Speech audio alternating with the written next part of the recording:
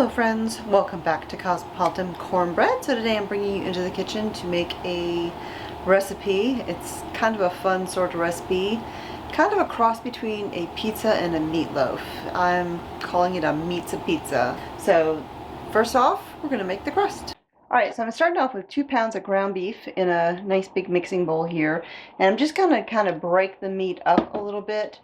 That way it's easier to mix all of the ingredients together. That's one of the tricks to making meatballs or meatloaf. People often complain that the meat is dry, and one of the things that actually contributes to that is over mixing the ingredients, overworking the meat. So if you just kind of break it up into little bits very gently prior to mixing everything together, it just makes it all work better. Alright, I've got my oven over there heating up to 350 degrees. So to my ground beef, I'm going to add in about a teaspoon of onion powder. Sprinkle that all over.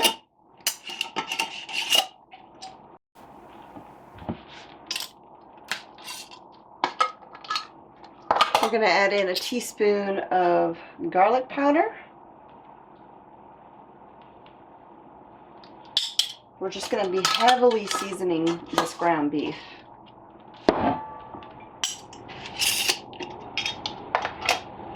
We're going to add 2 teaspoons of Italian seasoning.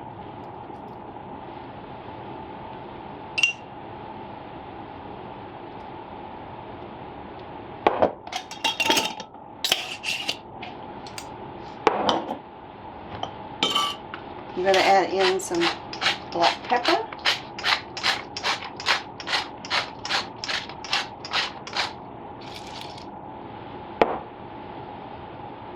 Add in some salt.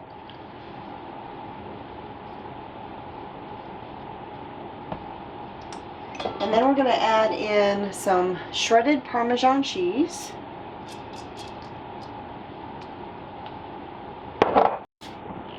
And a cup and a half of some Colby Jack. You could use just Monterey Jack if you wanted to. Alright, and then to bind everything together, I'm going to need 1 beaten egg.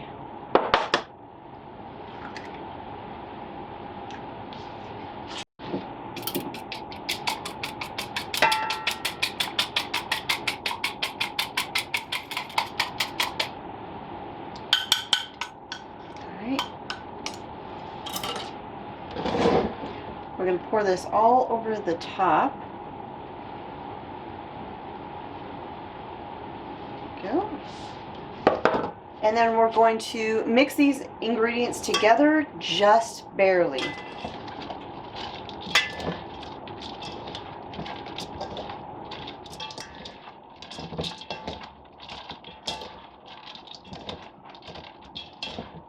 All right, just like that. Now I'm going to grab my baking pan. Alright, I've got a 9 by 13 baking dish here. And I'm just going to line it with some parchment paper. Kind of press that down in there. And then I'm going to take my meat mixture here and just kind of put that down in there.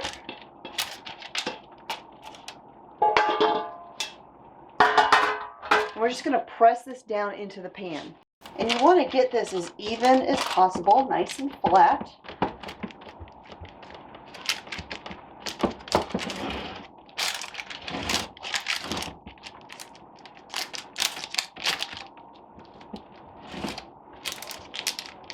And now this is going to go into the oven at 350 degrees for about 25 minutes or until it's cooked through.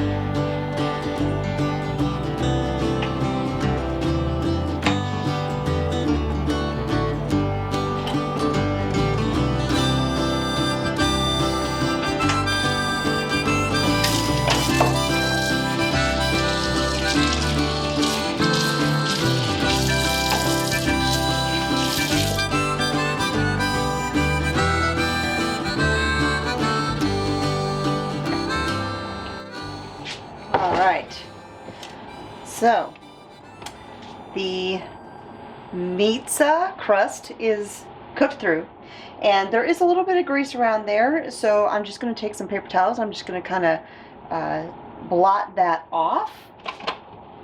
If you wanted to, you could actually lift it out by the parchment paper and drain it all off as well.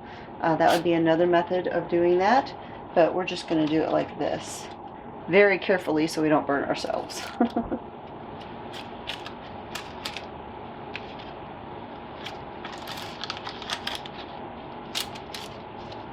Now for the pizza sauce. I'm using some Primal Kitchen unsweetened pizza sauce. It's a pizza sauce. It has no sugar in it. If you don't have something like this handy, you can make your own. I do have a recipe on my website. I'll put a link to that down below. It does have a little bit of sugar in it, but you can just simply omit that. Or you could also use some sugar-free marinara sauce like Rouse if you have that. All right.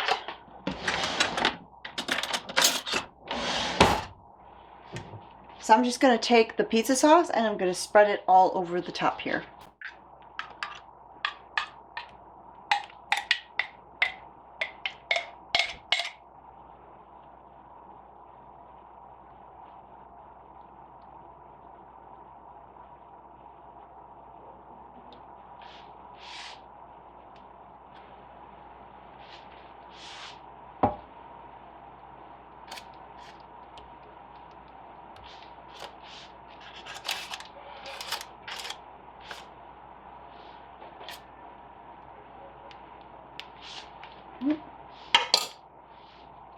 And we only need about a cup of the pizza sauce, so I'm going to stick the rest of this in my fridge.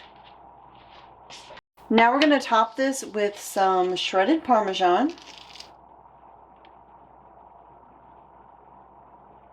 about 1/4 cup or so.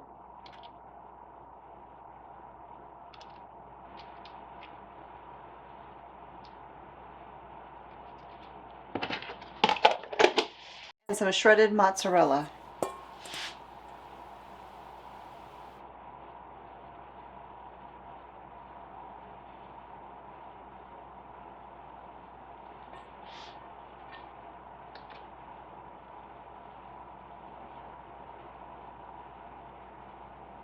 Now I'm going to take some black olives because I love olives. I'm going to pull these out, just some olive slices. I'm going to sprinkle these all over.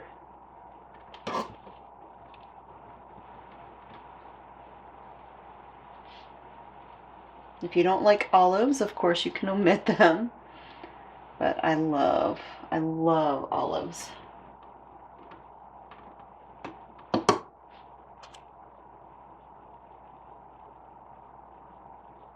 Go.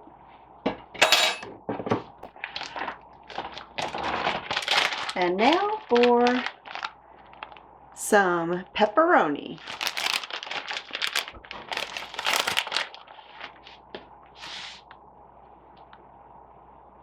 And actually, I probably should have put the olives on after the pepperoni, but that's okay. It would have been prettier if the olives were on top.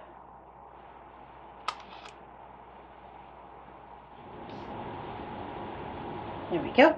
All right, and now this is going to go back into the oven for about 10 minutes or so until everything is all melted together.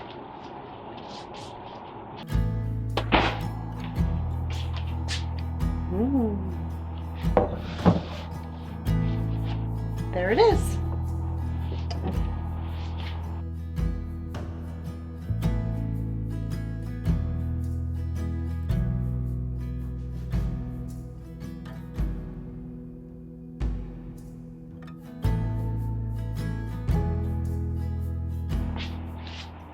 All right, friends, so there you go.